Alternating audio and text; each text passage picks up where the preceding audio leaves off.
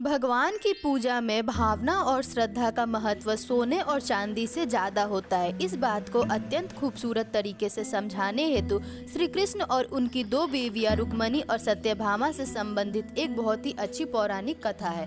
भगवान श्री कृष्ण की पत्नी सत्यभामा के मन में एक दिन बहुत ही अजीब सा विचार आया।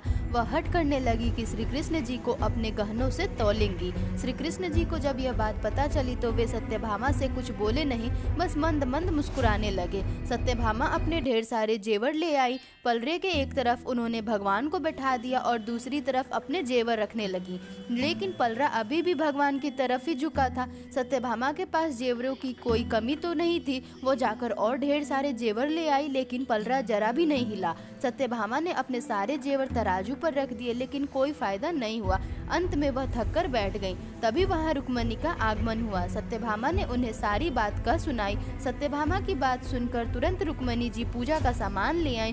उन्होंने भगवान की पूजा अर्चना की और उसके बाद में जिस पात्र में भगवान का चरणोदक रखा होता है उसे गहने वाले पलरे पर रख दिया। देखते ही देखते पलरा झुकने लगा और भगवान का पलरा ऊपर उठ गया। सत्यभामा हैरानी से सब कुछ देख रही थी। उसको समझ नहीं आ रहा था कि जो पलरा इतने देर से उनके सारे गहने नहीं झुका पाया, वो एक हल्के से पात्र से कैसे झुक गया। वे रुक्मणी से इसका कारण पूछने लगी। तभी नारद मुनि भ्रमण करते हुए वहां पहुंच गए। सत्यभामा की परेशानी समझकर वे इसका कारण उन्हें बताने लगे। नारद जी बोले, भगवान की पूजा में महत्व सोने चांदी के गहनों का नहीं होता, बल्कि सच्ची भावना और श्रद्धा का होता है। रुक्मणी ने अत्यंत प्रेम से भगवान का पूजन किया, जिससे उनकी श्रद्धा और भक्ति की ताकत चरणोदक में समा गई। जब रुक्मणी ने वह पात्र तराजू पर रखा तो उनकी भक्ति की ताकत से पलरा नीचे चला गया।